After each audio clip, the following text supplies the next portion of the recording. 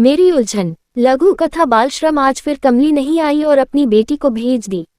10 साल की चंद्रिका से मुझे काम करवाने की इच्छा नहीं होती। हम पढ़ाई की महत्ता समझने वाले, पढ़ने की उम्र में उसे पढ़ने को प्रेरित न कर उससे काम करवाएं, ये मुझे नहीं भाता। मैं जानती हूँ चंद्रिका के चले जाने के बाद घर में तनातनी होगी। मैं अपनी आदत से लाचार उसे कुछ खाने की सामग्री देकर विदा करूंगी और उसे बैरन जाते देख रश्मि बोल पड़ेंगी, भाभी आप तो ऊपर नीचे कुछ कुछ करके कॉलेज चली जाएंगी, पर बाकी सब काम मुझसे अकेले नहीं होगा।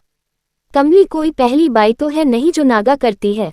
इन बाइयों के नागा से परेशान हो मैंने डिशवाशर, मॉपिंग पैड से लेकर वॉशिंग मशीन तक हर सुविधा के सामान को मेरी उलझन इकट्ठा कर लिया है, पर कमली के आ जाने से इन सामानों में भी जान आ जाती है। कमली से मैं हमेशा कहती छोटे बच्चों से काम करवाना कानूनी अपराध है, इन्हें पढ़ने भेजो, उनका भविष्य मत बिगड़ो, पर कमली के आगे मेरी बोलती बंद हो जाती। दीदी आप नहीं विश्वास नहीं करेगी, हम 7वीं कक्षा पास हैं। बाप ने काम करने वाले इंसान से शादी की, लोहार का काम करते थे मेरे पति, रहने को 2 कमरे का घर है। कमली तो फिर क्या परेशानी आ गई जो तुम बच्चों को पढ़ने नहीं भेजती? दीदी मेरे पति को टीबी का रोग हो गया, अस्पताल से दवाई तो मिल गई पर फल और बढ़िया खाना कोनो नहीं न देगा। ओ तो हमको खिलाना पड़ेगा। हम एक बुटीक में काम करते थे, उस पैसे से 5 लोग का खाना और बीमार व्यक्ति का फल कहाँ से होता? सब जामा पूंजी खत्म हो गया, हार के हम चौका बर्तन करने लगे।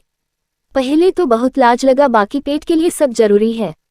हम बच्चों के स्कूल भेजते थे, हमरे काम पे जाने के बाद हमरा पति अकेला हो जाता था, बोर हो करके यार दोस्त के पास में बैठ जाता। फिर कथा दारू तारी का आदत लग गया।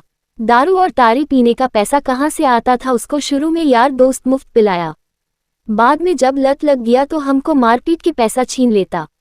तब वो पैसा नहीं रहा तो घर का कोई सामान बेच देता। बाप के डर से बचपन भी घर से बाहर रहता है, मार खा खा के हम तबीयत पस्त हो जाता है। उस बार मार के माथा नाक फोड़ दिया और हाथों तोड़ दिया। अब ऐसन हाल में हम बेटी को काम पे नहीं भेजे, स्कूल के फेरा में काम नहीं छूट जाएगा, फिर तो खाना के लिए भीख मांगे पड़ेगा। काम के कारण स्कूल छूटते छूटते बच्चों के अब पढ़ाई में दिल नहीं लगता। काम पे जाती है तो कमों से कम पेट तो भर जाता है न। कमली की इस समस्या को सुन मैं ये सोचने को मजबूर हो जाती हूँ कि चंद्रिका से काम करवाऊँ या उसे भीख मांगने को मजबूर करूँ।